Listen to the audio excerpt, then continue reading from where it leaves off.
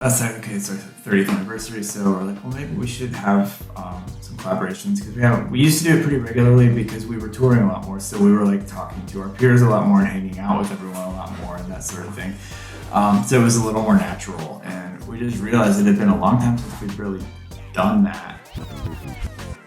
American punk legends Hot Water Music are returning to Australia in February for their first headline tour of the country since 2010. The tour will stop in at Newcastle on the 14th of February and coincides with their 30th anniversary, as well as the release of their latest album, VOWS. Here's our chat with Jason Black from Hot Water Music. It's been 14 years since Hot Water Music's last headline tour in Australia and New Zealand. How does it feel to be coming back, and what can fans expect this time around? We're really excited to come back, and I don't know why it took us so long. I feel like this is definitely the most touring we've done on a record in a while, so I think that's probably part of it. And we just, I don't know, because we used to come pretty regularly, and we always have a great time. So we're really excited to get back and do like a proper tour. As far as what fans can expect, I mean, hopefully we're good every night. It's been, I mean, since the last time we've headlined down there, our sets are longer. Cool. Because there's like 100 more records since then. But it's it. I mean, I feel like we've got like a good mix, and the shows have been really cool on this run so far. I think everyone can expect to have a pretty awesome time. And what is it about this album that's made you get back out on the road a little bit more than usual? I don't really know. It just kind of happened. I mean, well, actually, I don't even know if so much this album. There is a real answer to that. Even before our last record, we were sort of doing like long weekend mostly. And then pandemic happened. We made the last record during the pandemic, and then kind of our plan was to just keep following that same, we don't really go on tour, but we'll go on tour when we leave the country, but in the States we would just do like, Thursday through Sunday and fly home or whatever. But the expenses, every flights, hotels, all that stuff skyrocketed so much during the pandemic and never really came back down that it was like, okay, this actually doesn't even work if we want to do it this way anymore. Yeah. So we sort of like, well, it looks like if we're gonna keep playing shows regularly, we're gonna have to extend these into a little bit longer runs. And then we just kind of ended up making a record that we're psyched on and people seem psyched on, and just things sort of fell into place for the runs to be a little bit longer. It's just kind of what makes the most sense right now. So I don't think it'll probably make a ton of sense to go back to the other touring model for a while, because flights and hotels are just staying at crazy costs. Yeah. So. Absolutely. Yeah, it's it'd be such a hard thing to navigate, especially when you do want to get out on the road, but it just doesn't make sense, You can't justify it. That's really sad. So, I mean, we're lucky because we could still just do this and it makes sense and works out and everything. I mean, we could still do it that way. It was just like, this is the return on this is not like logical for what we could be. Just add 4 more shows on it. It makes a ton more sense. Yeah.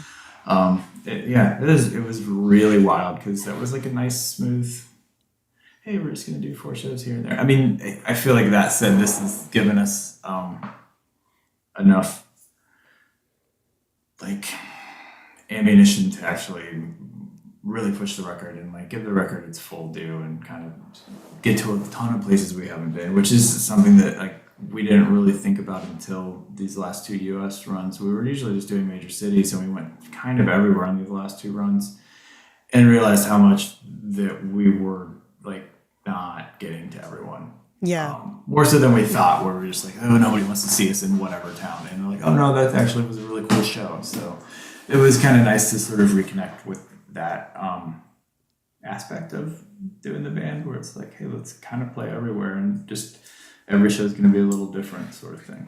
Let's talk about this latest album. It features some incredible collaborations, including Turnstile, Thrice, City and Colour, and more.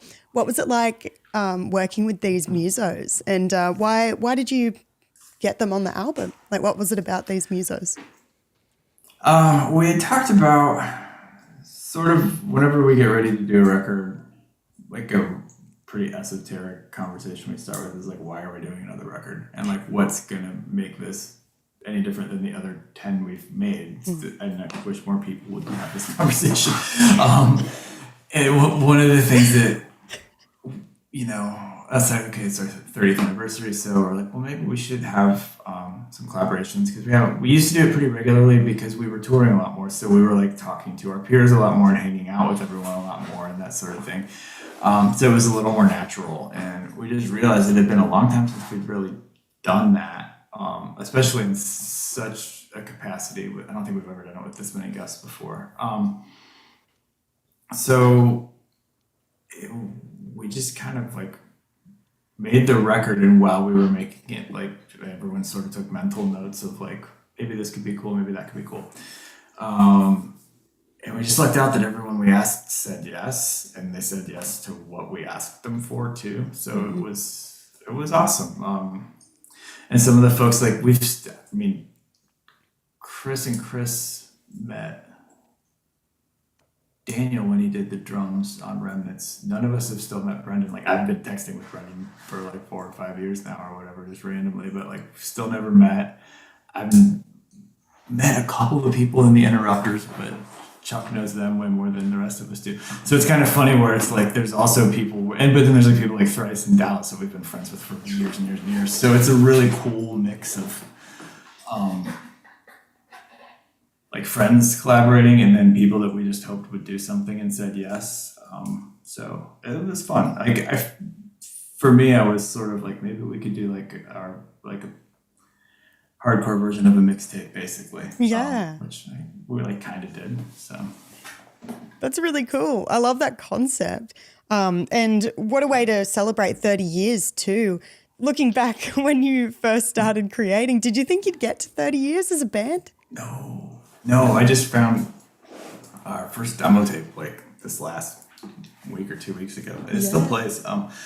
But I remember when we made that, and we're just like, wow, this is amazing. We played a show to get enough money to make the demo tape, to take the demo tape to the club, to be able to play the club. And like once we played the club, we were kind of like, cool, we did it. Yeah.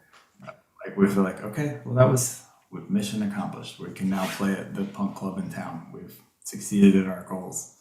And that really was our goal at that point. So the fact that we're A, still a band, and B, anyone still cares is, I give B a lot more credit than A for that.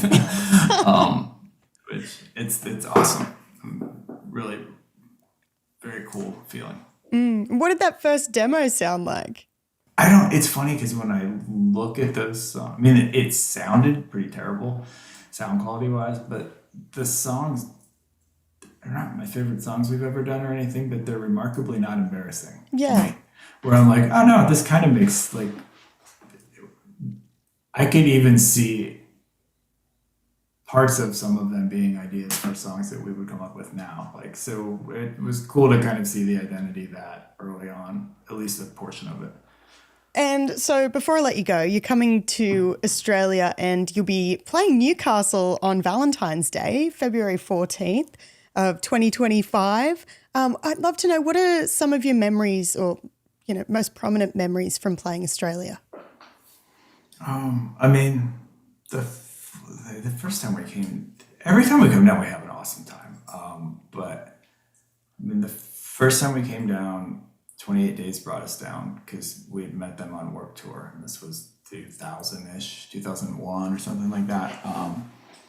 It was a super big culture shock, while it wasn't at the same time, because that tour was all like fish shows and Crizzos and shit like that. So it was all like in weird little like towny bars where we were like, wait a minute, we're playing like 6 shows around Sydney, but we're never even playing in Sydney, and they're all at the weird like little outpost spots. It was just like a super different experience. I don't know. I mean, we've always really had an awesome time there. It's like, I feel like our vibe works as people is good with there. Like it's never been, I think we've ever had a bad time. I mean, I like all the cities. I wish we were going to Perth because I really like Perth a lot. sadly we are not making it over there. Yeah. What do you like Excited about to- Perth? Sorry. It's just cool. It's such a cool city, and it's because it's so far away too from everything. Like everything, it's kind of neat to be there and just be like, oh, I'm in this super cool city that's the most isolated city, and I'm on the Indian Ocean. There's a lot of those weird like mental like geography checklist things that you kind of go through. Where you're like, this is a cool experience as a person, or like even when you're in Hobart, you're like, I'm very close to the Arctic now. Like from being like an equator human, like I am, it's pretty cool to be in different places like that. Yeah, I don't know we've had so many awesome shows there and such cool times. Like, I think for us, we generally, especially when we're going to different countries, we kind of like try to experience the country instead of just the shows. So Yeah. we're always like, what are we gonna go do?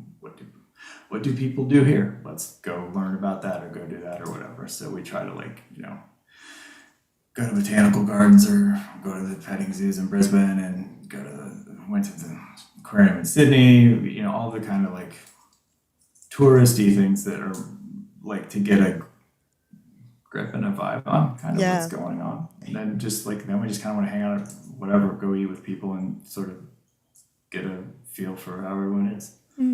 That's beautiful. We're going to have to send you a personal list of what to get up to in Newey. Do it. We've never been. We're going to they've never been to Canberra. And then it's Torquay, isn't it? Yeah, that's right. Yeah. Okay. And that's basically Melbourne, but not really. I actually don't know where Torquay is. It's like outside. It's one of those places where I had to look at it. I'm like, where are we going? Okay, it's outside Melbourne. I don't know what that means, but so I don't know. People seem excited that we're coming there, so I'm excited to go. I don't know if it's like near St Kilda. I also haven't been to Perth, so I'm like genuinely interested as to like what's going on it's over super there. cool. Yeah. I like it a lot. It's very nice. Yeah, cool.